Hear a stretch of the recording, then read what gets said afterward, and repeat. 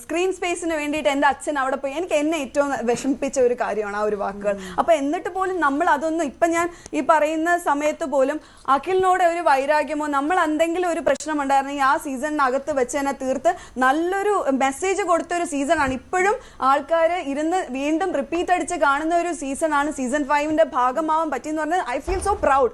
ആ പ്രൗഡ് ഫീലിംഗോട് കൂടിയാണ് എന്റെ സീസണിൽ അറ്റ്ലീസ്റ്റ് എനിക്ക് ഉറപ്പിച്ച് പറയാം എന്റെ സീസണിന് ഓരോ എന്തോ പറഞ്ഞോളൂ സാബു പറഞ്ഞോളൂ. ശോഭ നിങ്ങൾ തമ്മിലുള്ള മറ്റേ വഴക്കം ഗെയിമും അല്ല ചോദിച്ചോണ്ട് ചോദ്യ വിഷയം എന്ന് പറയുന്നത് അഖിൽമാരാര് ഈ ബിഗ് ബോസിൽ പിന്നെ പങ്കെടുത്ത സ്ത്രീകളെ ഒന്നടങ്കം ഒരു സംശയത്തിന്റെ മുൾമുനയിൽ നിർത്തുന്നു എന്നുള്ളതായിരുന്നു ചോദ്യം. അത് ഭയങ്കര ഒരു ബാഡ് ആയിട്ടുള്ള ഒരു കാര്യം. ഞാൻ അതാ പറയാം, സുഹൃത്ത് ബന്ധം ഉണ്ടെങ്കിൽ പോലും തെറ്റ് തന്നെയാണ്. അപ്പോൾ ഇതാണ് ആ ഒരു വീഡിയോ. അപ്പോൾ ഇതൊരു ന്യൂസ് 18 എന്ന് പറയുന്ന ചാനലിനകത്ത് വന്നൊരു ഡിബേറ്റ് ആണ്. ഇതിനകത്ത് ഇരുന്ന് സംസാരിക്കുന്നത് മുൻ കണ്ടസ്റ്റന്റ്, അതായത് അഖിൽമാരാറിന്റെ കൂടെ സീസൺ 5 ഉണ്ടായിരുന്ന ശോഭയും അതുപോലെ തന്നെ ആദ്യത്തെ ബിഗ് ബോസിന്റെ വിന്നറായിട്ടുള്ള സാബുമോനുമാണ്. അപ്പോൾ ഇവർ രണ്ടുപേരും ഇരുന്നാണ് ഈ ഒരു കഴിഞ്ഞ ദിവസങ്ങളിലുണ്ടായ കോൺട്രവേഴ്സിയെ പറ്റിയിട്ടൊക്കെ സംസാരിക്കുന്നത്. പക്ഷേ ഇതിനകത്ത് അറ്റ്ലീസ്റ്റ് എൻ്റെ ഒരു അഭിപ്രായത്തിൽ അഖിൽമാരാറിനെ കൂടെ പങ്കെടുപ്പിക്കാൻ പറ്റുന്നു. ചിലപ്പം അഖിൽമാരാർ തിരക്കായിരിക്കാം, പക്ഷേ ഇതേപോലുള്ള ചർച്ചയിൽ ഇത്രയേറെ പുള്ളിക്കാരൻ പറഞ്ഞതിനെ തുടർന്നുണ്ടായ പ്രശ്നങ്ങൾ നടക്കുന്ന ഒരു ചർച്ചയിൽ ഈവൻ ഫോൺ വിളിച്ചെങ്കിലും ഒന്ന് പുള്ളിയോട് സംസാരിക്കുന്നത് കേൾപ്പിക്കാമായിരുന്നു. പക്ഷേ ഇതിനകത്ത് ഇവർ രണ്ടുപേരും സംസാരിക്കുന്നതിനകത്ത് സാബുമോൻ വ്യക്തമായിട്ട് പറയുന്നുണ്ട്, ഈ പറയുന്നവർക്ക് അന്ന് ഈ ഏഷ്യാഡിനുണ്ടായ അവരുടെ കാര്യങ്ങളോ അതിനകത്തുള്ള കാര്യങ്ങളോ പറ്റിയിട്ടല്ല ചോദിക്കുന്നത്, ഇപ്പം ഈ പറഞ്ഞ അഖിൽമാരാർ പറഞ്ഞ സ്റ്റേറ്റ്മെന്റിനെതിരെ അല്ലെങ്കിൽ അതുമായിട്ട് ബന്ധപ്പെട്ടിട്ടാണ് ചോദിക്കുന്നത്. അപ്പോൾ ഈ ബിഗ് ബോസിനകത്ത് നടക്കുന്നേക്കാളും പ്രശ്നങ്ങളാണ് ഇപ്പം ഇത്തവണ പുറത്ത് നടന്നുകൊണ്ടിരിക്കുന്നത്. കാസ്റ്റിംഗ് കൗച്ചിനെ പറ്റിയിട്ട് അഖിൽമാരാർ പറഞ്ഞതിനെ തുടർന്ന് ഒരുപാട് ചർച്ചകൾ, അതിൽ ഏറ്റവും കൂടുതൽ കമന്റുകൾ വന്നുകൊണ്ടിരിക്കുന്ന അല്ലെങ്കിൽ പലരും പ്രതികരിച്ചുകൊണ്ടിരിക്കുന്നത് അഖിൽമാരാർ ഇതിൽ മുന്നേ മത്സരിച്ചിരുന്ന പെണ്ണുങ്ങളെ മൊത്തം പറഞ്ഞു എന്നാണ്. എവിടെയും അഖിൽമാരാർ ഇതിൽ മത്സരിച്ചിട്ടുള്ള മുഴുവൻ പെണ്ണുങ്ങളെയും പറയുന്നില്ല, ചില ആളുകൾ എന്നാണ് പറയുന്നത്. ഇതിനകത്ത് ആരോപണ വിധേയരായിട്ടുള്ള 2 ഏഷ്യാനെറ്റിന്റെ മുതിർന്ന ആളുകളും അതേപോലെ തന്നെ ഇതിനകത്ത് പങ്കെടുത്തിട്ടുള്ള ചില എന്നാണ് പറയുന്നത് ചില സ്ത്രീകൾ ഇവർക്ക് വേണ്ടി വഴങ്ങി കൊടുത്തിട്ടുണ്ട് അല്ലെങ്കിൽ ഇവരോടൊപ്പം നിന്നിട്ടുണ്ട് എന്നുള്ള രീതിയിലാണ് പറയുന്നത്. അതിന് ഇവരെല്ലാം കൂടെ ചേർന്നിട്ട് ഈ പറയുന്ന ശോഭയാണെങ്കിലും റിനോഷ് ആണെങ്കിലും ഒക്കെ ചേർന്നിട്ട് ഈ പറയുന്ന ഇതിൽ മത്സരിച്ചിട്ടുള്ള എല്ലാ സ്ത്രീകളും തെറ്റുകാരാണ് അല്ലെങ്കിൽ അങ്ങനെ ഈ പറയുന്ന അഖിൽമാരാർ പറഞ്ഞു എന്നുള്ള രീതിയിലാണ് പറഞ്ഞുകൊണ്ടിരിക്കുന്നത്. എനിക്ക് എവിടെ അങ്ങനെ തോന്നുന്നില്ല. പക്ഷേ അഖിൽമാരാറിനോട് ഞാൻ ചോദിച്ച അല്ലെങ്കിൽ ഞാൻ വിമർശിച്ച ഒരൊറ്റ കാര്യമുള്ളൂ, ഈ പറഞ്ഞ കാര്യത്തിനകത്ത് അത് ആരാണ് എന്നുള്ള ആ 2 പേരുടെ പേരും ഓക്കെ, ആ 2 പേര് ആരാണെന്നൊക്കെ ഉള്ളത് ഇപ്പോൾ ആൾമോസ്റ്റ് എല്ലാവർക്കും അറിയാം. കഴിഞ്ഞ ദിവസം ഷാലു പേയാട് വന്നിട്ട് ഒരു വീഡിയോ അകത്ത് 2 അക്ഷരം പറഞ്ഞിട്ട് പോയി. അപ്പോൾ അതിനൊക്കെ തന്നെ പല ആളുടെ വായി നിന്നൊക്കെ ഞാൻ ഉൾപ്പെടെയുള്ള എല്ലാവർക്കും ആ 2 പേര് ആരാണെന്നുള്ളത് വ്യക്തമായിട്ട് അറിയാം. പക്ഷേ ഈ 2 പേരുടെ പേര് പറയുമ്പോഴത്തേക്ക് അതിനുള്ള തെളിവ് ഉൾപ്പെടെ ഇപ്പം നമ്മൾ പറയുന്നതൊക്കെയല്ല, ഈ ഒരു വിഷയം ഉന്നയിച്ച അഖിൽമാരാർ ഉൾപ്പെടെയുള്ള ആളുകൾ അല്ലെങ്കിൽ ഇത് അറിയാമെന്ന് പറഞ്ഞോ മുന്നോട്ട് വന്ന ഇന്ന ആള് നമ്മളോട് ഇങ്ങനെ മോശമായിട്ട് പെരുമാറി എന്ന് പറഞ്ഞു വന്ന സ്ത്രീകൾ അവരുൾപ്പെടെയുള്ള ആളുകൾ തെളിവ് സഹിതം മുന്നോട്ട് വെക്കണം. അപ്പം ഇത് പല വഴിയെ കേട്ടറിഞ്ഞ ആളാണ് നമ്മൾ ഓരോരുത്തരും. അപ്പം നമുക്ക് ഇതിനകത്ത് അഭിപ്രായം പറയുന്നതിനൊക്കെ ഒരു പരിമിതികളുണ്ട്. അപ്പോൾ ആ ഒരു പരിമിതിയിൽ നിന്നുകൊണ്ട് മാത്രമേ നമുക്ക് സംസാരിക്കാനായിട്ട് പറ്റത്തുള്ളൂ. ഇന്ന ആളുടെ പേര് വിളിച്ച് പറഞ്ഞിട്ട് അതിനുള്ള തെളിവുകൾ കാണിക്കാനായിട്ട് നമ്മളതിൽ തെളിവില്ല. അപ്പോൾ നമുക്കത് പറയാൻ പറ്റത്തില്ല സ്വാഭാവികമായിട്ട്. അതുകൊണ്ട് നമ്മളാരും അത് പറയുന്നില്ല. പക്ഷെ തെളിവുള്ള ഇതുമായിട്ട് ഇടപെട്ട് നിൽക്കുന്ന ആളുകൾ തെളിവ് ഉൾപ്പെടെ സംസാരിച്ച് മുന്നോട്ട് കൊണ്ടുവന്ന് പറയണമെന്നാണ് എൻ്റെ ഒരു അഭിപ്രായം. കഴിഞ്ഞ ദിവസം ഒരു പെൺകുട്ടിയുടെ വീഡിയോ ഇട്ടതിൽ ഞാനൊരു കാര്യം പറഞ്ഞത് തുടർന്ന് ഒരുപാട് പേര് എനിക്ക് പേഴ്സണലിലേക്ക് വിമർശിച്ചിട്ടുണ്ടായിരുന്നു. കാര്യം ആ പെൺകുട്ടി പറഞ്ഞ നല്ല കാര്യമല്ലേ, ഒരിക്കലും ഞാൻ പറയുന്നത് തെറ്റായ കാര്യമാണെന്ന്, നല്ല കാര്യം തന്നെയാണ്. ആ പെൺകുട്ടിയെ പോലെ ഒരുപാട് പേര് പ്രതികരിക്കണം. പക്ഷേ ഒരൊറ്റ കാര്യമുള്ളൂ, പ്രതികരിക്കേണ്ട സമയത്ത് പ്രതികരിക്കണം. ഇതിപ്പോൾ 1 വർഷം മുമ്പ് 2 വർഷം മുമ്പ് കഴിഞ്ഞ കാര്യങ്ങൾ ഇപ്പോൾ വന്നിട്ട് എന്നോട് പണ്ട് അങ്ങനെ ചെയ്തിട്ടുണ്ട് എന്ന് പറഞ്ഞിട്ട് എന്തെങ്കിലും കാര്യമുണ്ടോ? ഇപ്പോൾ ഒരാൾ പണ്ട് പീഡിപ്പിച്ചു, ആൾ മരിച്ചു പോയിട്ട് പണ്ട് എന്നെ പീഡിപ്പിച്ചിരുന്നു എന്ന് പറഞ്ഞിട്ട് എന്തെങ്കിലും കാര്യമുണ്ടോ? ആ ആൾ ഉള്ള സമയത്ത് പറയുക, അന്നേരം കയ്യോടെ പണി കൊടുക്കുക. ഇപ്പോൾ ഒരു സംഭവം ഉണ്ടായി കഴിഞ്ഞാൽ ഇപ്പോൾ പ്രതികരിക്കുക, അല്ലാണ്ട് 2 വർഷം കഴിഞ്ഞ് പ്രതികരിച്ചിട്ട് ഒരു കാര്യമില്ല. ഇനി ഈ പറയുന്ന റിനോഷിനും ഈ പറയുന്ന ശോഭയ്ക്കൊക്കെ ഏഷ്യാനെറ്റുമായിട്ട് നല്ല കൈയാണ്, അല്ലെങ്കിൽ ഈ പറയുന്ന ഇത്ര അടുത്ത് നിൽക്കുകയാണെന്ന് മനസ്സിലാക്കാനായിട്ട് കോമൺ സെൻസ് ഉണ്ടെങ്കിൽ ചിന്തിക്കാവുന്നേ ഉള്ളൂ. ഈ പറയുന്ന റിനോഷ് ഇപ്പോൾ ഈ ബിഗ് ബോസിൻ്റെ ഫസ്റ്റിൽ തന്നെ ഷോയ്ക്ക് വേണ്ടിയിട്ട് സോങ് ഒക്കെ പാടിക്കൊണ്ട് വന്ന റിനോഷാണ്. അപ്പോൾ ഏഷ്യാനെറ്റോട് അത്രയും ടൈപ്പ് നിൽക്കുന്നുണ്ടായിരിക്കുമല്ലോ അവനെ ഈ പറയുന്നത് വിളിച്ചതൊക്കെ. പിന്നെ ശോഭ ആണെങ്കിലും ഈ പറയുന്ന അഖിൽമാരാറിനെതിരെ ഇത്രയേറെ പറയുമ്പോഴത്തേക്ക് നമുക്ക് ഊഹിക്കുക അവരോടുള്ള കൈ എന്താണെന്ന്. അപ്പോൾ അതിനെ ബലപ്പെടുത്തുന്ന രീതിയിലുള്ള ചില കാര്യങ്ങൾ ഇന്ന് മൂപ്പൻ്റെ ചാനലിൽ വന്നിട്ടുണ്ട്.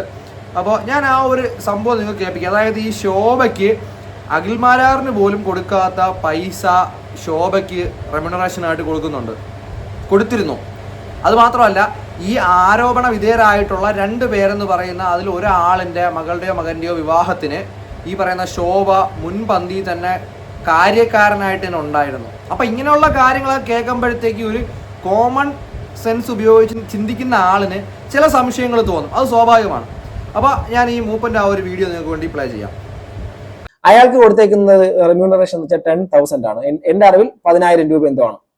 എന്നാൽ ശോഭാ വിശ്വനാഥിന് കിട്ടിയിട്ടുള്ള എമൗണ്ട് എന്ന് പറയുന്നത് 30,000 രൂപയാണ്. നിങ്ങൾക്ക് ആർക്കെങ്കിലും ബിഗ് ബോസിൽ വരുന്നതിന് മുമ്പേ ശോഭാ വിശ്വനാഥ് എന്നുള്ള കണ്ടസ്റ്റന്റിന് അറിയാമായിരിക്കും. ഞാൻ ഒരിക്കലും ശോഭയെ വിമർശിക്കുന്നതല്ല, ഷോയുടെ ഒരു അനീതി എന്നുള്ള സെറ്റപ്പിൽ പറയുകയാണ്. അത് ശോഭയ്ക്ക് 30,000 രൂപ കൊടുക്കുമ്പോൾ മനീഷ എന്ന് പറയുന്ന ഇവിടെ മൊത്തം എല്ലാവർക്കും മലയാളികൾക്ക് മൊത്തം അറിയുന്ന ഒരു കണ്ടസ്റ്റന്റിന് 12,000 രൂപ. അതുപോലെ തന്നെ ഡിബേറ്റിലടക്കം നിരവധി വിവാദങ്ങളടക്കം സംസാരിക്കുകയും സമൂഹത്തിന്റെ പൊതുമധ്യത്തിൽ നിൽക്കുന്ന ഒരു വ്യക്തിയായിട്ടുള്ള മാരാർ നമുക്ക് ഇഷ്ടപ്പെടാം. ഞാൻ ആ സമയങ്ങളിൽ പുള്ളി നിശ്ചിതമായി വിമർശിച്ച ആളാണ്. ഇപ്പോഴും ഞാനത് പറയുന്നു, അന്ന് വിമർശിച്ച വിമർശനങ്ങളൊക്കെ വീഡിയോ എന്റെ ചാനലുണ്ട്. അപ്പം ആ വ്യക്തിക്ക് അപ്പൊ കിട്ടിയിരിക്കുന്നത് 10,000 രൂപ, മനീഷയ്ക്ക് 12,000 രൂപ, ശോഭാ വിശ്വനാഥിന് 30,000 രൂപ. 30,000 രൂപ ഈ ശോഭാ വിശ്വനാഥിന് കൊടുക്കാൻ വേണ്ടിയിട്ട് മാത്രം ശോഭാ വിശ്വനാഥിന്റെ ഫേസ് വാല്യൂ നമ്മുടെ ആ സമയങ്ങളിൽ ഉണ്ടായിരുന്നു. നിങ്ങൾക്ക് ആർക്കെങ്കിലും അറിയാമായിരുന്നു ശോഭാ വിശ്വനാഥിന്? എനിക്കറിയില്ലായിരുന്നു, സീരിയസ്ലി എനിക്കറിയില്ലായിരുന്നു. ഞാൻ ശോഭാ വിശ്വനാഥ് എന്നുള്ള വ്യക്തി അവിടെ വരുന്നു എന്ന് പറയുന്ന സമയങ്ങളിൽ മാത്രമാണ് ഞാൻ അതിനെക്കുറിച്ച് അറിയുന്നത്. ഇനി 1-2 കാര്യങ്ങൾ ശോഭാ വിശ്വനാഥുമായി ബന്ധപ്പെട്ടിട്ടുള്ള കുറച്ച് കാര്യങ്ങൾ പറയാം.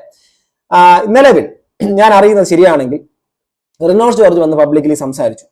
റിനോഷ് ജോർജ് വന്ന് സംസാരിക്കാനുള്ള കാരണത്തിന്റെ പുറകിൽ ശോഭയുടെ പേരുകളൊക്കെ എന്റെ അടുത്തൊക്കെ ഇൻസ്റ്റാഗ്രാമിനകത്ത് ചില ഫേക്ക് ഐഡികൾ കുറച്ച് ആൾക്കാരൊന്ന് പറഞ്ഞു.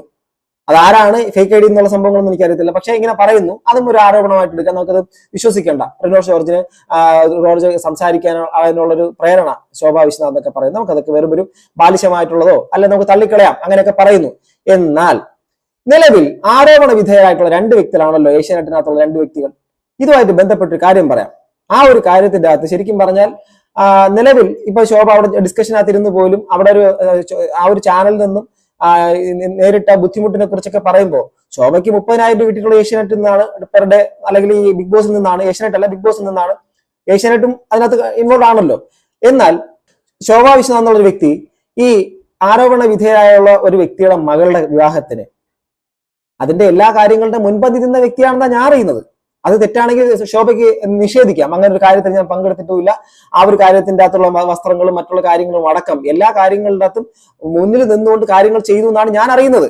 അത് ഞാൻ അറിയുന്നത് തെറ്റാണെങ്കിൽ ശോഭയ്ക്ക് പബ്ലിക്കായിട്ട് എന്നെ വിമർശിക്കാം, എന്തും ചെയ്യാം. ശോഭ ഞാൻ അതിനകത്ത് ഇപ്പൊ ശോഭയ്ക്ക് അനാവശ്യമായിട്ട് ഒരാൾ ഇങ്ങനെ മൂപ്പൻ എന്ന് പറയുന്ന ഒരുത്തൻ വന്നിരുന്ന് ചുമ്മാ വന്നിരുന്ന് പറഞ്ഞു എന്ന് പറഞ്ഞു കഴിഞ്ഞാൽ ഞാൻ അതിന്റെ തെളിവുകളായിട്ടുള്ള കാര്യങ്ങൾ ഉണ്ടെങ്കിൽ ഞാൻ പബ്ലിക്കിന്റെ മുമ്പിലേക്ക് ഞാൻ കൊണ്ടുവരാം. അതായത് ഈ ആരോപണ വിധേയർ എന്ന് പറയുന്നത് ഏഷ്യാനെറ്റിന്റെ 2 തലപ്പത്തുള്ള 2 വ്യക്തികൾ ഒരാളുടെ മകളുടെ വിവാഹത്തിന് ശോഭ പങ്കെടുക്കുന്നതല്ല. അതിനകത്തുള്ള മറ്റുള്ള എല്ലാ മുൻപന്തിയിൽ നിന്നുകൊണ്ട് ആ കല്യാണത്തിന്റെ അത് നടത്തിപ്പ് പോലത്തെ പരിപാടി അഥവാ അതിനകത്തുള്ള ഡ്രസ്സ് അടക്കം എല്ലാ കാര്യങ്ങളും ചെയ്തിട്ടുള്ളത് ശോഭാ വിശ്വനാഥ് ആയിരുന്നു എന്നാണ് ഞാൻ അറിയുന്നത്. ഇത് ഞാൻ അറിഞ്ഞു. ആ ഒരു വീഡിയോ എന്ന് പറയുന്ന മൂപ്പനിട്ട് ഇതിനകത്ത് പറയുന്ന വ്യക്തമാണ്, ഈ പറയുന്ന ശോഭ ഈ ആരോപണ വിധേയരായിട്ടുള്ള 2 പേരിലൊരാളുടെ മകളുടെ കല്യാണത്തിന് ഓവറാളായിട്ട് എൻ്റെ മുന്നിലുണ്ടായിരുന്നു. ഇപ്പം ഈ പറയുന്ന ഈ അഖിൽമാരാറിനെതിരെയൊക്കെ സംസാരിക്കുന്നു. ബിഗ് ബോസിനകത്ത് പോയ സമയത്ത് ആർക്കുമില്ലാത്ത പേയ്മെൻറ്റ്, അതായത് അഖിൽമാരാറിന് 10,000 കൊടുത്ത സമയത്ത് അത്രയും ആക്റ്റീവായിട്ട് നിന്ന അഖിൽമാരാറിന് എല്ലാവർക്കും അറിയാവുന്ന അഖിൽമാരാറിന് 10,000 രൂപ കൊടുത്തിരുന്ന സമയത്ത് ആരും അറിയാത്ത ശോഭയ്ക്ക് 30,000 രൂപ കൊടുത്തത്. അപ്പം ഇങ്ങനെയുള്ള ഒരുപാട് കാര്യങ്ങൾ ആളുകളുടെ മനസ്സിൽ ചിന്തിപ്പിക്കുന്നതാണ്. അപ്പോൾ ഇതിനൊക്കെ ഉള്ള ഉത്തരങ്ങൾ നിങ്ങൾ തന്നെ ചിന്തിക്കുക, പറയുക. നമ്മളായിട്ട് ഓരോന്നും പറയുന്നില്ല. അപ്പോൾ ഇന്ന് മറ്റൊരു സ്ത്രീ ഇത് കണക്ക് ഒരു ആരോപണമായിട്ട് വന്നിട്ടുണ്ട്. അഖിൽമാരാർ പറഞ്ഞ കാര്യത്തിന് അനുകൂലിച്ചുകൊണ്ട് പുള്ളിക്കാരിക്കും എന്തോ ഒരു ഇൻസിഡൻറ്റ് ഉണ്ടായി എന്നുള്ള രീതിയിൽ വന്നിട്ടുണ്ട്. ഇപ്പം 3ാമത്തെ ആളാണ് വരുന്നത്. ഇവരൊക്കെ മുന്നേ വന്നിരുന്നെങ്കിൽ പിന്നെ ആളുകളുടെ എണ്ണം കുറഞ്ഞാണ് വരുന്ന ആളുകളുടെ കാര്യം. നേരത്തെ പ്രതികരിച്ച് നേരത്തെ അതൊരു ഇഷ്യൂ ആയി ആൾ അറിഞ്ഞിരുന്നെങ്കിൽ പിന്നീട് ഇവർ ചെയ്യാൻ പേടിച്ചന. എന്തായാലും അത് കാണാം. മാരാർ അതിൽ പറഞ്ഞ ചില കാര്യങ്ങളുണ്ട്. ഇപ്പോ കാസ്റ്റിംഗ് കൗച്ച് പോലെ ഈ ഷോയിൽ പാർട്ടിസിപ്പേറ്റ് ചെയ്യാൻ താല്പര്യപ്പെടുന്ന ചില കുട്ടികളോട് അല്ലെങ്കിൽ ചില കണ്ടസ്റ്റൻസ് ആയിട്ട് വരാൻ ആഗ്രഹിച്ചവരോട് ചിലരുടെ ഭാഗത്തുനിന്നുണ്ടായ ചില സമീപനം, യെസ്, അത്തരത്തിലൊരു സമീപനം എനിക്കും ഹാൻഡിൽ ചെയ്യേണ്ടി വന്നിട്ടുണ്ട്. അതാണ് ഞാൻ പറയാൻ ആഗ്രഹിക്കുന്നത്. അല്ലാതെ എനിക്ക് അവരെയോ എന്നെ അങ്ങനെ വിളിച്ചു ഇങ്ങനെ വിളിച്ചു എന്നോട് ഇങ്ങനെ ചോദിച്ചു എന്നൊക്കെ പറഞ്ഞുള്ള ഒരു ഇരവാദം എന്നുള്ള രീതിയിലല്ല ഞാൻ വരുന്നത്. എന്റെ അടുത്തും അങ്ങനെ ഒരു ചെറിയ സമീപനം ഇൻഡയറക്ട് വേയിൽ ഉണ്ടായിട്ടുണ്ടായിരുന്നു. അതിനെ ഞാൻ നൈസായിട്ട് ഹാൻഡിൽ ചെയ്ത് വിടുകയും ചെയ്തു. അഖിൽമാരാറെ സംബന്ധിച്ച് അദ്ദേഹം പറഞ്ഞതിൽ വളരെയധികം വാസ്തവമുണ്ട്. അദ്ദേഹത്തിന്റെ ഈ ഒരു സമീപനം, അതായത് അവരുടെ പേര് സൂചിപ്പിക്കാതെ അദ്ദേഹം നടത്തിയ ഈ ഒരു രീതി സത്യം പറഞ്ഞാൽ വളരെ ഹെൽത്തി ആയിട്ടുള്ള, പവർഫുൾ ആയിട്ടുള്ള, ഇഫക്റ്റീവ് ആയിട്ടുള്ള ഒരു അപ്രോച്ചാണ്.